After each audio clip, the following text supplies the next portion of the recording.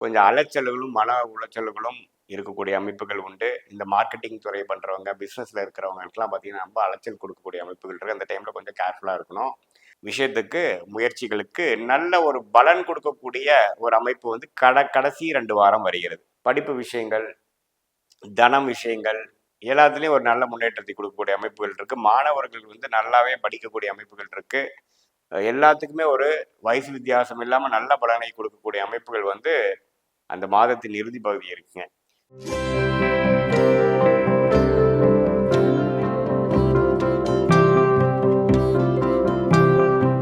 வணக்கம். நான் உங்கள் அன்பான சயின்டிபிக் வேதிக் அஸ்ட்ராலஜர் அஸ்ட்ரோரஞ்சி பேசுகிறேன். நல்லது நினைப்போம், நல்லதே நடக்கும். தொடர்ந்து நம்மளுடைய சயின்டிபிக் வேதிக் அஸ்ட்ராலஜி வீடியோஸ் பார்த்துட்டு இருப்பீங்கன்னு நினைக்கிறேன். எந்த விதத்திலையும் மூட நம்பிக்கையில் போகாமல், மிகைப்படுத்தாமல் உள்ளது உள்ளவாறு பார்த்துட்டு இருக்கோம். எப்படி வந்து ஒளி தத்துவம் வந்து நம்மளுடைய பூர்வ ஜென்ம கர்மாவை இந்த வாழ்க்கையில் வாழ்க்கை சம்பவங்களாக உருவெடுக்க உதவுகிறது என்பதை நம்ம பார்த்துட்டு இருக்கோம்.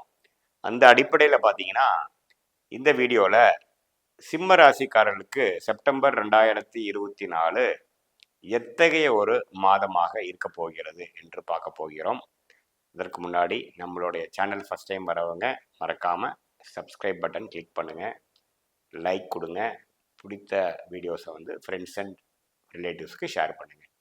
இப்போ பார்த்தீங்கன்னா, செப்டம்பர் மாதம் 2024 சிம்ம ராசிக்காரர்களுக்கு ஒரு நல்ல ஒரு மாதமாக இருக்கக்கூடிய அமைப்பு இருக்குது. ஏன்னு கேட்டிங்கன்னா, ஆண்டு கிரகம் என்று சொல்லப்படுகிற சனி என்னதான் ராசியை பார்த்தாலும் 7ஆம் இடத்துல, 8ஆம் இடத்துல ராகு இருந்து 2ஆம் இடத்துல கேது இருந்தாலும், குரு 10ஆம் இடத்தில் இருப்பது ஓரளவுக்கு ஒரு வலுதான். குரு 2ஆம் இடத்தை பார்க்கிறார். 2ஆம் இடத்தில் கூட கேதுவை பார்த்து கொஞ்சம் குடும்பம், தனத்தை வந்து ஓரளவுக்கு சீர் செய்கிறார்.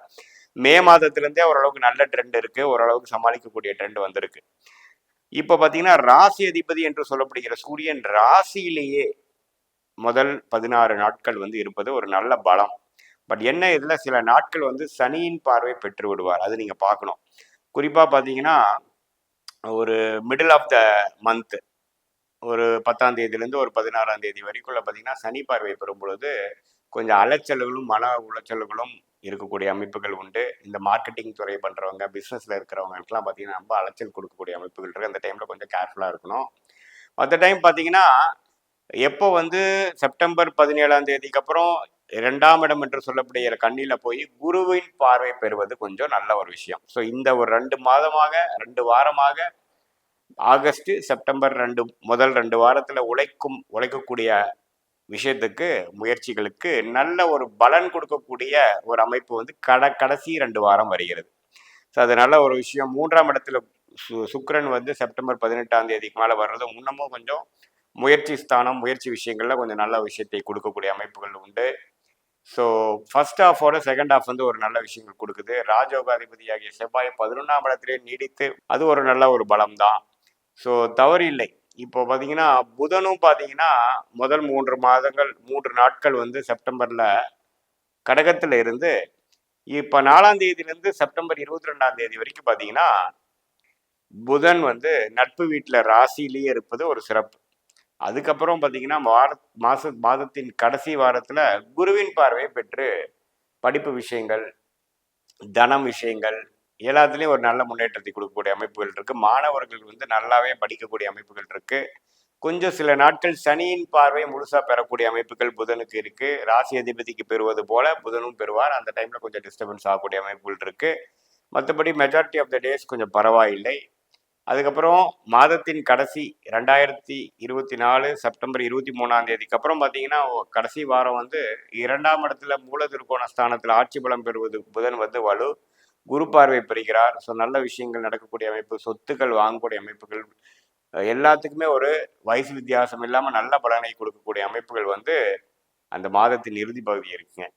ஸோ பொதுவாக பார்க்கும் பொழுது ராசி அதிபதி வலுவாக இருக்கிறனாலையும், 2ஆம் இடம் கொஞ்சம் வலுவாக இருக்கிறனாலையும், 10ஆம் இடத்துல குரு இருந்து 2ஆம் இடம், 4ஆம் இடம், 6ஆம் இடத்தை பார்ப்பதனாலும் கொஞ்சம் வியாபாரம், தொழில், வீடு, வண்டி வசதிகளெல்லாம் ஓரளவுக்கு சமாளிக்கக்கூடிய அமைப்புகள் இருக்கக்கூடிய கிரக நிலைகள் இருக்குதுன்னு பார்க்குறோம்.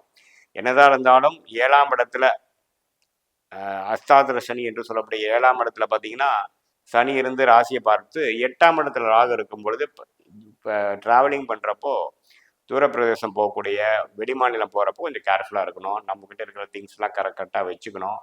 பார்த்துருக்கக்கூடிய அமைப்புகள் இருக்குது.